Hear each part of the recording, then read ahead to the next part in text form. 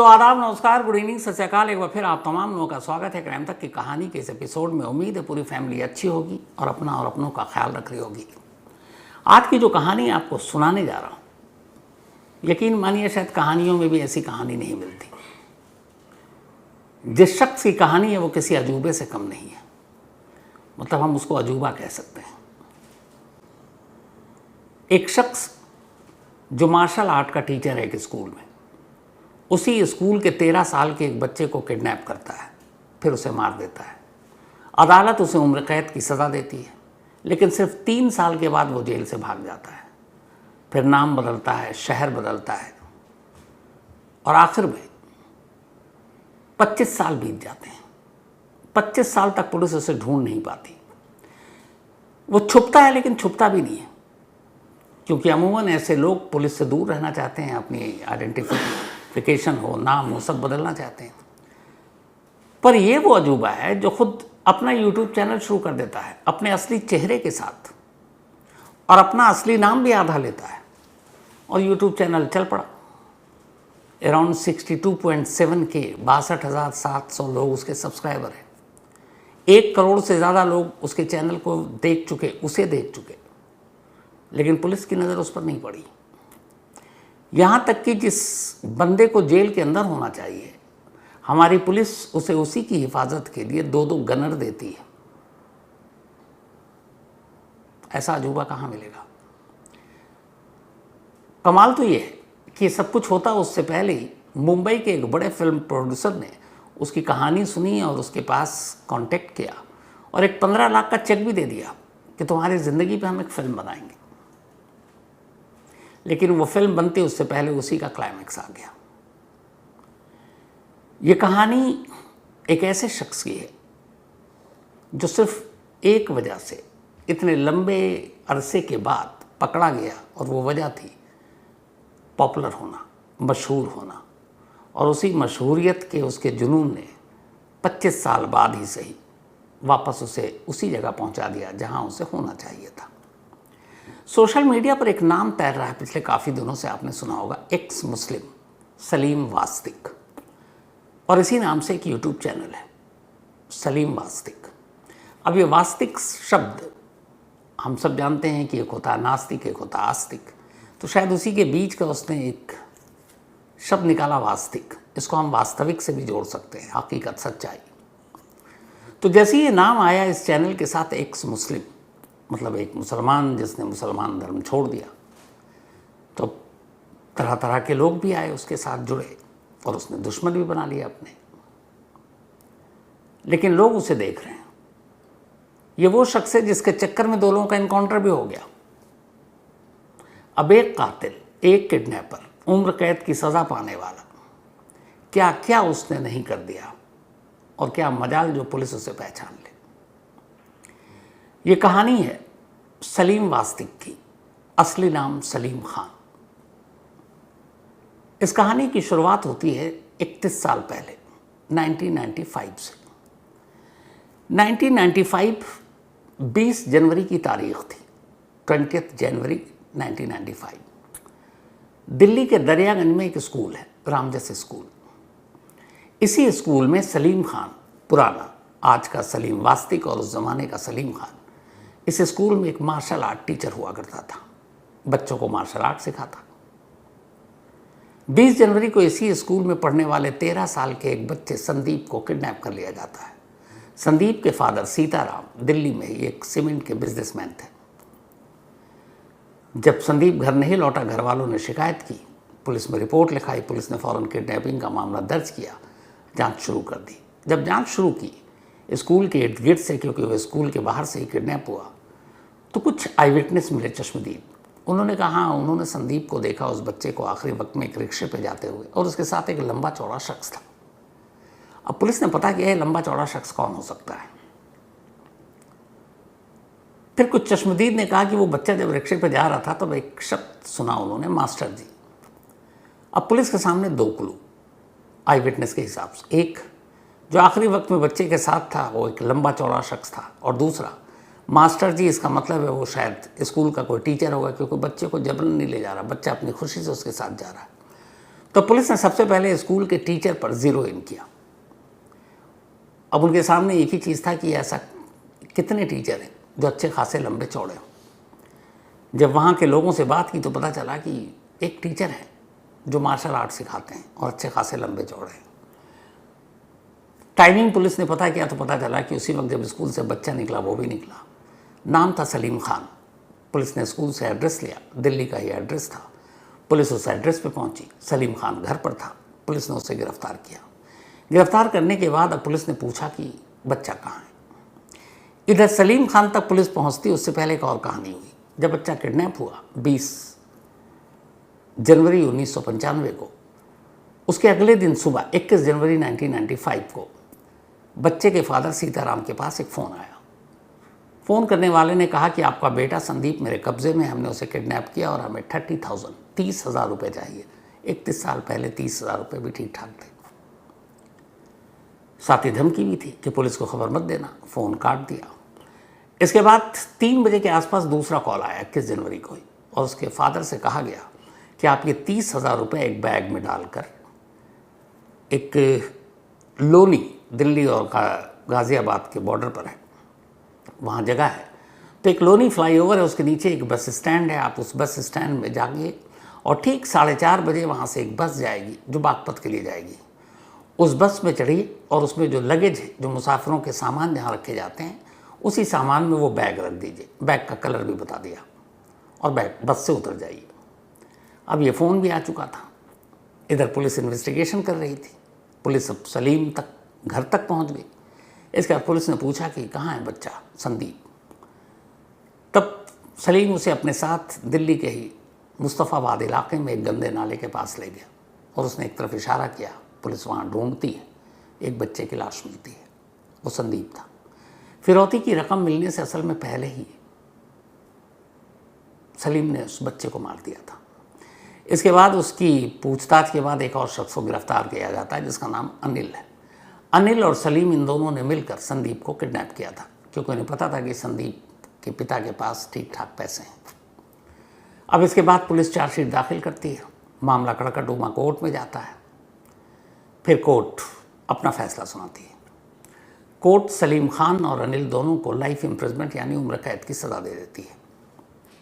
ये सब कुछ 3 साल के अंदर हो रहा है, मतलब बल्कि 5 साल, 95 से 2000 के बीच। अब दोनों को सज़ा हो गई उम्र कैद की। दोनों ने हाई कोर्ट में इसको चैलेंज किया इस सज़ा के ख़िलाफ़। अब 2000 का साल आ गया, 5 साल बीत चुके थे। 5 साल जेल में काट चुका था सलीम। 5 साल बाद फैमिली में कुछ हुआ, उसकी वजह से इंतरिम बेल, अंतरिम ज़मानत मिल जाती है सलीम को एक ख़ास मुद्दत के लिए कि इतने दिनों बाद आप वापस जेल में सरेंडर कर देना। कहता है ठीक है। इंतरिम बेल मिली, सलीम बाहर आया सन 2000। बेल की मियाद ख़त्म हुई। अब जिस दिन उसे सरेंडर करना था वो जेल पहुंचा ही नहीं, तिहाड़। जब पहुंचा नहीं तो अब पुलिस के हाथ पांव फूले, उसे ढूंढना शुरू किया। घर तक पहुंचे, सलीम का था पता नहीं। इसके बाद पुलिस की कई टीमें ढूंढने लगी। वो यूपी के शामली इलाके का रहने वाला था। वहीं उसकी बीवी और एक बेटा और एक बेटी रहते थे, लेकिन शामली में भी नहीं मिला। अब दिल्ली पुलिस की टीम में जितने सोर्सेज थे, जहाँ जहाँ ढूंढ सकते थे ढूंढना शुरू किया, मिला नहीं। धीरे धीरे वक्त बीता, हफ्ते, महीने, साल, सलीम का सुराग नहीं मिला। बीच बीच में पुलिस की टीम शामली ज़रूर पहुंचती कि शायद वो अपने घर वालों को कांटेक्ट करने आया हो। कुछ साल के बाद जब पुलिस शामली पहुंची तो वहाँ गांव में सलीम के रिश्तेदारों ने पुलिस को बताया कि वो तो मर गया और हमने इसी गांव में उसे दफना दिया। इसके बाद कई और बार पुलिस गई। हर बार पुलिस को यही खबर मिलती कि सलीम मर गया और उसे दफना दिया। अब इस खबर को शायद पुलिस ने भी सच मान लिया। उसके बाद धीरे धीरे अब सलीम और उसके केस को भूल गए। वक्त बीता। इधर सलीम जेल से भागने के बाद चूँकि फैमिली के साथ रह नहीं सकता था, यहाँ से करनाल जाता है। करनाल में वो एक अलमीरा बनाने वाली फैक्ट्री में काम करता है, नाम बदल कर। फिर कुछ वक्त वहाँ रहता है, फिर करनाल छोड़ देता, अम्बाला जाता है। अम्बाला में भी एक और नया नाम रखता है और यही अलमीरा बनाने का काम करता है। इधर शामली से उसे सारी रिपोर्ट मिल रही है कि पुलिस आ रही है और उसने अपने आप को डेथ यानी कि मुर्दा डिक्लेयर करवा रखा है गाँव में। पुलिस को भी लगा कि अब वो मर चुका, क्या उसके पीछे भागना। 10 साल बीत गए। 2000 में भागा था, 2010 आ गया। अब जब 2010 आ गया, सलीम को लगा कि अब तो वो मुर्दा करार दिया जा चुका है, पुलिस वाले भी आवा नहीं रहे गांव में, मतलब पुलिस भूल गई, टीमें बदल गई, पुलिस अफसर बदल गए, कौन याद रखेगा। 2010 में सलीम फैसला करता है कि अब पुलिस उसे पकड़ नहीं पाएगी, चलो वापस। अब वो वापस आता है, शामली नहीं जाता, बल्कि दिल्ली और गाज़ियाबाद के बॉर्डर पर, बल्कि दिल्ली के दरवाजे पर एक जगह है लोनी, उसी लोनी में एक घर खरीदता है, उस घर में रहता है। फिर धीरे धीरे जब देखता है कि बिल्कुल सुकून है, कोई सुबगाहट नहीं, पुलिस की आहट नहीं, तो अपनी बीवी और दोनों बच्चों को भी बुला लेता है लोनी, और अब पूरा परिवार एक साथ एक ही छत के नीचे रह रहा है। 10 साल बाद वो यहाँ आया, धीरे धीरे फिर वक्त रेंगते हुए आगे बढ़ा। अब 2025 आ गया। उस बच्चे की किडनैपिंग और कत्ल के मामले में सलीम को भागे हुए 25 साल हो चुके थे। 2000 में भागा, 2025 आ गया। अब सलीम पूरी तरह से कॉन्फिडेंट था कि इस जन्म में पुलिस उसे अब पकड़ नहीं पाएगी। अब वो अपनी ये भी भूल गया कि वो शायद एक भगोड़ा कैदी है, कातिल है, किडनैपर है, तो वो अपनी मस्त ज़िंदगी जी रहा है। फिर 2025 में अचानक उसे ख्याल आया कि बहुत जीली ज़िंदगी, चलो अब कुछ पॉपुलर होने का काम करते हैं, कुछ मशहूर होने का काम करते हैं। तब तक सोशल मीडिया, ख़ासतौर पर यूट्यूब और फेसबुक हर हाथ का खिलौना हो चुका था। उसे लगा कि सोशल मीडिया का इस्तेमाल करते हैं, कुछ पॉपुलैरिटी गेन करते हैं। उसने कहा यूट्यूब चैनल शुरू करते हैं, लेकिन चैनल कहाँ से चला ले, उसके लिए कुछ होना चाहिए डिफरेंट। तब उसके दिमाग में आइडिया आया, उसने उस चैनल का नाम ही रख दिया एक्स मुस्लिम सलीम वास्तिक। अब इसमें जो कंटेंट्स थे वही सारे धर्म को लेकर थे। अब ऐसे कंटेंट्स दोनों तरह के लोग देखते सुनते हैं। धीरे धीरे ये हुआ कि अब एक्स मुस्लिम तो मुस्लिम और इस्लाम के बारे में भी उसने कुछ कमेंट्स किया, तो उससे उसको कुछ दुश्मन भी बने। उधर दूसरी तरफ हिंदू भाइयों को लगा कि नहीं ये इसको तंग कर रहे हैं, तो उसके सपोर्ट में भी आ गए। अब एक चैनल ऐसा आया जो रिलीजियस लाइन पे आगे बढ़ रहा है। फिर उसने धीरे धीरे वीडियो अपलोड करना शुरू किया, करीब 250 वीडियो अपलोड कर दिए। 19 अगस्त 2025 को उसने चैनल शुरू किया और अप्रैल 2026 तक उसके चैनल के 62.7, आज की तारीख में अगर कहूँ तो 62.7 सब्सक्राइबर थे, 230 के करीब वीडियो थे और 1,04,00,000 लोगों ने उसके वीडियो देख रखे थे पिछले करीब 9 महीने में। अब पॉपुलर भी हो गया, सब कुछ चल रहा है। देखिए, छुप भी नहीं रहा है, छुपा हुआ भी है। मतलब एक कौन भगोड़ा कैदी, कातिल, किडनैपर जिसको पुलिस से बचना है, वो खुद यूट्यूब पर आ रहा है, अपना चेहरा दिखा रहा है, अपनी राय रख रहा है और पुलिस को भनक तक नहीं। ये भी चलता रहा। फिर अचानक फरवरी, इसी साल फरवरी में 2 लड़के सलीम पर हमला करते हैं, उसके इसी चैनल और एक्स मुस्लिम के नाम की वजह से हमला करते हैं चाकू से। उनमें से एक शायद उसका गला रेतने की भी कोशिश करता है। तब तक कुछ लोग आ जाते हैं, फिर वो दोनों भाग जाते हैं। उन्हें लगा कि सलीम वास्तिक मर गया, लेकिन वो मरता नहीं है, बुरी तरह से घायल होता है। फिर उसे दिल्ली के जीटीबी अस्पताल ले जाते हैं, फिर मैक्स हॉस्पिटल ले जाते हैं, वहाँ इलाज होता है और वो ठीक हो जाता है। वापस अब लोनी अपने घर आ गया। उसके ऊपर इस अटैक, हमले और एक्स मुस्लिम होने की वजह से ये खबर सारी मीडिया में भी है, उसकी तस्वीरों के साथ। अब भी दिल्ली पुलिस को यह एहसास नहीं कि 25 साल से जिसे वो ढूंढ रही है वो वही शख्स है। सोचा भी नहीं दिल्ली पुलिस ने। खैर, अब यहाँ से कहानी फिर एक और नया ट्विस्ट। अब हमला हुआ, वो बच गया, आ गया, मीडिया पे खबर आई कि भाई ऐसे ऐसे एक एक्स मुस्लिम है, एक चैनल है, और उस पर हमला किया 2 भाइयों ने। अब जब ये खबर आई तो फिर यूपी पुलिस हरकत में आई। उन्होंने कहा ऐसे कैसे। उसके बाद एक एक कर इन दोनों भाइयों का इनकाउंटर होता है। 27 फरवरी इसी साल को सलीम पर यह हमला हुआ था और जिन 2 लोगों ने हमला किया था वो दोनों सगे भाई थे। एक का नाम जीशान और एक का गुलफाम। इन दोनों ने ही उसका गला काटने की भी कोशिश की थी सलीम का, हालांकि वो बच गया। अब इसके बाद सलीम ठीक होकर आ गया। अब ये खबर मीडिया में आ गई। इसके बाद फिर यूपी पुलिस अब दोनों भाइयों को ढूंढ रही है। फिर ढूंढते ढूंढते आखिरकार पहली बार 1 मार्च को इनमें से पहले भाई जीशान का एनकाउंटर होता है, पुलिस उसे मार देती है, यूपी पुलिस। इसके 2 दिन के बाद 3 मार्च को दूसरे भाई गुलफाम का एनकाउंटर होता है, पुलिस उसे भी मार देती है। अब साथ साथ यूपी पुलिस ये भी करती है कि चूंकि सलीम वास्तिक पर अटैक हो चुका है तो आगे भी हो सकता है, तो अब यूपी पुलिस उसे सुरक्षा देने का फैसला करती है। सरकारी खर्चे पर 2 गनर उसे मिलते हैं, पीएसओ। अब यूपी पुलिस की ये 2 गनर सलीम वास्तिक के इर्द गिर्द 24 घंटे उसके साथ रहते हैं। कमाल देखिए, जिस कैदी को, जिस कातिल को, जिस किडनैपर को जेल में होना चाहिए, जेल के अंदर तक पहुंचाने के लिए पुलिस वालों को उसे पकड़ कर ले जाना चाहिए, इस वक्त वही पुलिस वाले उसी कैदी, उसी कातिल, उसी किडनैपर की सुरक्षा और हिफाजत में लगे हुए हैं। खैर, ये सब लगे रहे। ये इनकाउंटर, हमला, फिर ये सुरक्षा, ये सब मीडिया में सुर्खियों में रहा। 25 साल हो चुके हैं, मीडिया में उसकी तस्वीरें सब आ रही हैं, लेकिन अभी भी सलीम वास्तिक की वास्तविकता क्या है ये पुलिस समझ ही नहीं पाई। फिर अचानक खबर आती है कि सलीम वास्तिक पकड़ा गया, क्योंकि आज का सलीम वास्तिक 31 साल पुराना सलीम खान था, वही मार्शल आर्ट टीचर। अब सवाल ये है कि सलीम पकड़ा कैसे गया, वो तो इतना कॉन्फिडेंट था।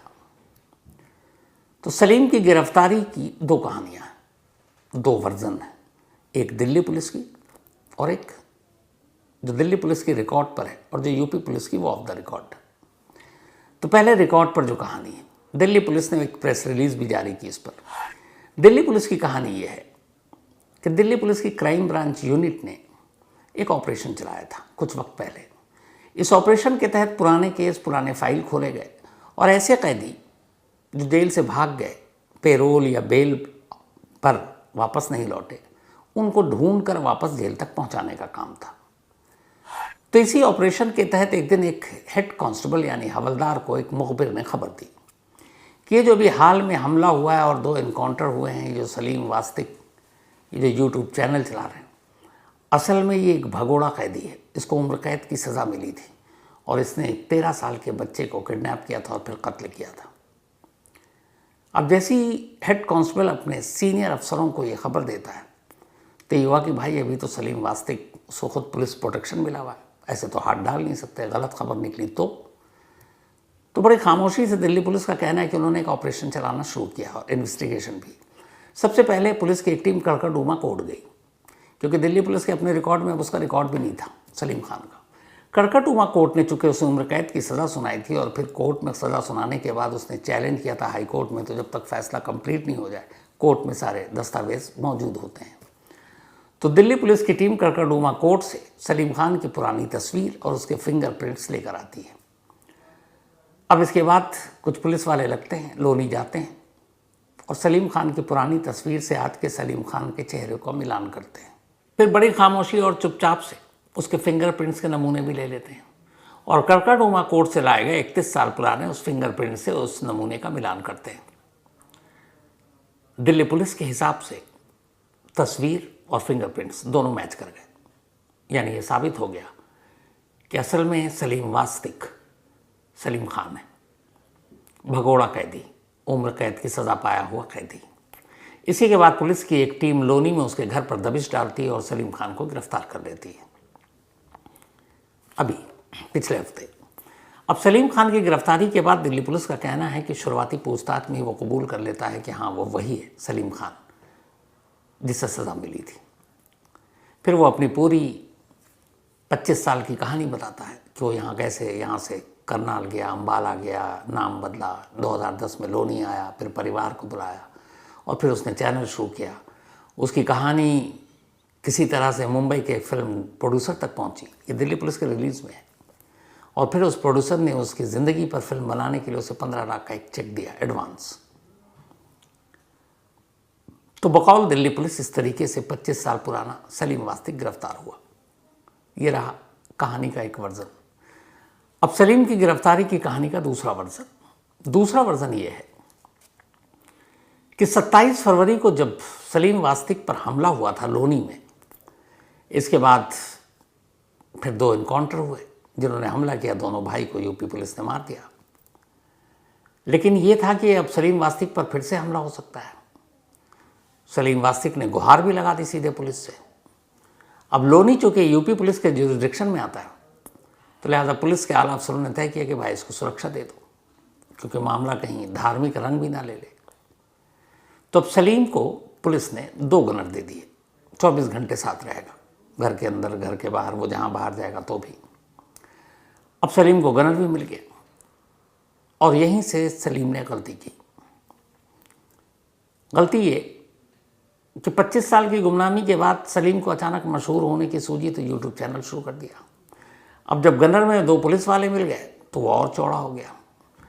कहते हैं कि वो पुलिस वालों से भी अब अजीब तरह से बात करने लगा, अकड़ कर। और जहां वो अपने गनर की भी शिकायत पुलिस से कर देता, बार बार की शिकायत पुलिस आला अफसर, फिर यहाँ जाना वहाँ जाना है, तो वो भी तंग आ गए। उन्हें लगा इससे कैसे पीछा छोड़ा है। एक तो उसकी सुरक्षा भी ज़रूरी है, कुछ हो जाए तो फिर उनकी नौकरी खतरे में पुलिस वालों की, और दूसरा ये पुलिस वालों को भी कुछ नहीं समझ रहा है। तो फिर ये हुआ कि ऐसा कुछ करो जिससे सब कुछ हो जाए, जिसके इसकी सुरक्षा भी ना करनी पड़े।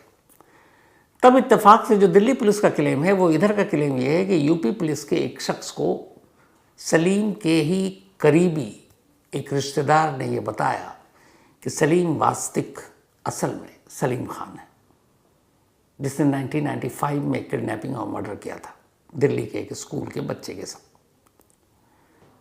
जब उसने कहा कि पक्का, तब उसने कुछ सबूत दिए।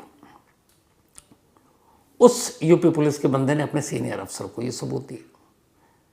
जब उन्हें यकीन हो गया कि ये वही है, पर वो कुछ कर नहीं सकते थे क्योंकि केस तो दिल्ली पुलिस का है, तब यूपी पुलिस ने दिल्ली पुलिस को कांटेक्ट किया और बताया कि ये जो सलीम वास्तिक है, असल में ये आपका कैदी है और आप जिसे ढूंढ रहे हैं ये वो है जो 25 सालों से चकमा दे रहा है।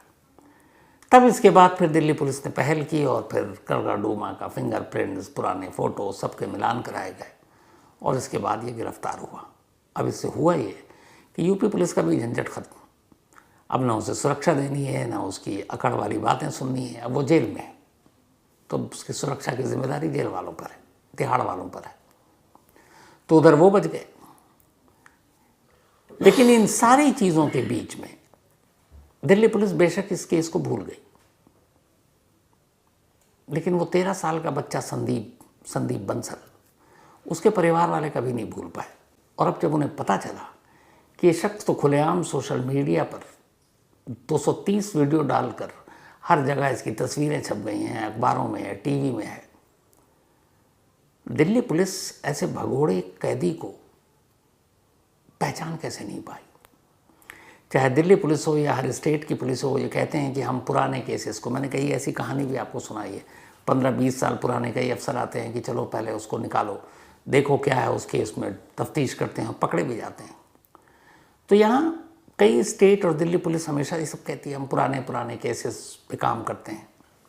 यहाँ सवाल ये है कि एक बंदा जिसे आपको ढूंढने की ज़रूरत नहीं, वो तो सामने है, छुप भी नहीं रहा है, दिखा रहा अपने आप को बार बार और सामने आ रहा। और पिछले तो क्राइम की स्टोरी है पूरी कि उसके ऊपर हमला हुआ, दिल्ली में ही इलाज हुआ तो इनकाउंटर हो गया उसके चक्कर में, तस्वीरें छप रही हैं उसकी अखबार में, टीवी पर। लेकिन इस केस से रिलेटेड जो डिपार्टमेंट है दिल्ली पुलिस का, उनमें से एक भी उसे पहचान नहीं पाया। है ना कमाल की बात।